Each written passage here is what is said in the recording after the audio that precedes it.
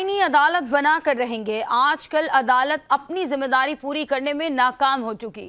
Chairman Peoples Party Bilawal Bhutto Zardari کا کراچی بار سے خطاب، عدلیہ کو کمزور قرار دیتے ہوئے کہا کہ ہمارا عدالتی نظام ٹوٹ چکا ہے۔ عامرانہ دور بھی دیکھے ہیں، ہم نے دیکھا ہے کہ کیسے آپ کا خون پسینے اور محنت، آپ کا 3/3 کنسنسس کے پاس یا تقریباً مکمل کنسنسس کے پاس کیا گیا 1973 کی آئین ایک آنکھ کی لرزش سے اور ایک خون کی جنبش سے اڑا دیا جاتا ہے۔ ہم نے دیکھا کہ کس طریقے سے ہمارا آنریبل جج صاحبان عامر کو یہ کام کرنے دیتا ہے۔